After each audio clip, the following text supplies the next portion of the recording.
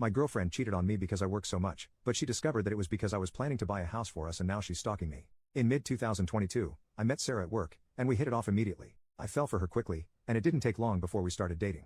However, Sarah broke up with me early in our relationship over something minor. To make matters worse, she made a scene in front of everyone at work. I was devastated but didn't want to leave my job at first. Eventually, I realized I still felt for her, and seeing her every day became too painful. That's when I decided to quit and find a new job. We lived close to each other, so we bumped into each other frequently over the next few months. We started talking again, but I still had feelings for her, so I couldn't bring myself to consider getting back together. What she had done hurt me deeply. After a few months, she told me she regretted breaking up with me over something so minor. She admitted that doing it in front of everyone was wrong and that she had been thinking about it ever since. She seemed genuinely remorseful, and I could see she meant it. Feeling that her apology was sincere, I asked if she wanted to try our relationship again. She agreed, and by early 2023, we were officially back together. 1 year later, things were going great. We talked about marriage and building a future together, which made me feel ready to take the next step. I decided to surprise her with a proposal and started working extra hours to save for a house so we could marry soon after. I didn't tell her why I was working so much because I wanted it to be a surprise. Then, out of nowhere, she asked for a break. I was blindsided, and when I asked why, she refused to explain.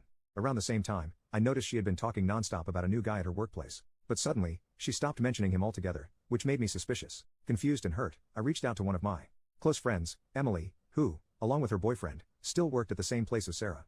I vented to Emily about what was happening and asked if she knew anything. She said she didn't because she worked in a different department, but she promised to ask around. A few days later, Emily got back to me. She told me that Sarah had been feeling like I was distant lately, especially with me working extra hours and not going out much. Emily said some of Sarah's colleagues had been encouraging her to take a break, claiming I wasn't treating her well and wasn't as invested in the relationship. On top of that, they were trying to match her up with a new guy at work, saying they'd make a better pair. I told Emily about my plans to propose and buy a house for Sarah and me. That was the reason I'd been working so much. I wanted to surprise her with something big. After about 2 weeks, Sarah called me and asked to meet up. I agreed but told her up front that I needed to explain why she wanted a break before discussing anything else. She mentioned how distant I had seemed, saying it made her feel like I wasn't as invested in the relationship anymore. I told her that if she had just talked to me about it, she would have known there was a reason for my behavior, but now, it didn't matter anymore. Then she mentioned the new guy at her workplace. I said his name before she could, and she looked surprised, asking how I knew. I told her I wasn't an idiot. I'd noticed how she suddenly stopped talking about him after bringing him up all the time. She swore that she had never cheated on me. I replied that looking for someone better at the first sign of trouble could be considered cheating by some. At that point, I told her I didn't want to hear whatever else she had to say. Whether or not she wanted to get back together didn't matter. I was breaking up with her regardless. The breakup deeply hurt me. I couldn't bear staying in the same place, so I asked my company for a transfer, and used the money I'd saved for the proposal to start over in a new city. She apologized while talking to Emily, the friend I had vented to. She admitted that she had slipped up and told Sarah about my plans to propose and buy a house. Emily said Sarah broke down crying after hearing that. I appreciated Emily's honesty, but it didn't change what had happened. By mid-December last year, I returned to my hometown to spend Christmas and New Year's with my family. Some friends wanted to organize a party to get everyone together since many of us, myself included, had moved away and were only visiting for the holidays. Sarah was invited too. We barely interacted that night, just a quick hi in passing. At one point, I glanced at her and saw her smiling while chatting with a group of women. That smile brought back so many memories. I realized that seeing her smile still made me feel the same way I did the first time I saw it. I thought to myself, how screwed up am I that I still feel this way? Despite those lingering feelings, I was still sad and deeply hurt by how things had ended. Looking back, I also started to blame myself. I should have paid more attention to how she was feeling. I could have told her about the extra work and why I was doing it. Maybe things would have turned out differently. Later that evening, one of my friends mentioned that Sarah's relationship with the guy from her work only lasted a few months. After the holidays, I planned to return to the city where I now live. My vacation ended on January 6th, so I left on Friday. That way, I'd have Saturday to sort everything out at home and prepare for the week ahead, with Sunday to relax before returning to work. Before I left, one of my friends from back home called me. He said he had a favor to ask on behalf of someone else and warned me that I wouldn't like it. I could already feel my stomach sinking. Then he told me it was Sarah.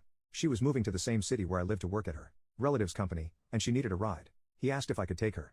I didn't even think about it before I said no. The idea of being stuck in a car with her for hours was too much to bear. It would have been painfully awkward, just like the party, and I wasn't ready to put myself through that.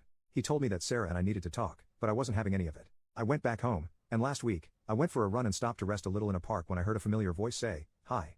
It was Sarah. She tried to start a conversation by asking how I was and mentioning that we didn't get a chance to talk at the party, but I cut her off, saying I didn't want to talk to her. She told me not to be like that we needed to have a conversation, but I said no.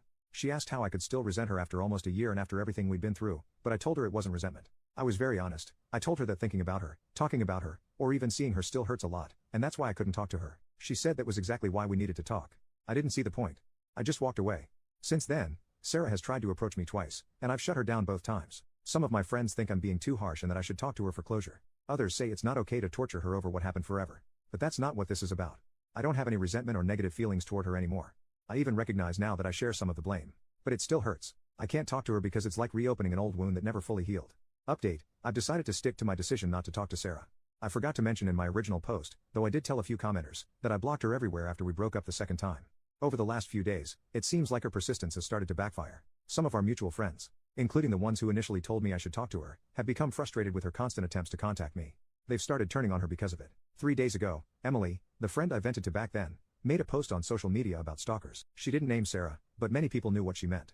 I've also seen several comments on my original post suggesting that Sarah might have been stalking me. Her job in the same city and her coincidental appearance at the park align with that theory. I know her uncle owns a company here, so maybe that is why she moved. But honestly, it's not my problem, and I won't look into it.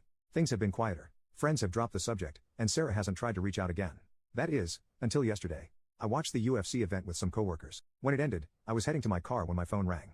It was one of our mutual friends calling. She said she had been talking to Sarah and asked if she could pass along a message. I sighed but told her to make it quick. The message was simple. Sarah said she understood why I didn't want to talk to her. She promised she wouldn't try to reach out again but added that she still thinks we need to talk. She said the door is open if I ever wanted to.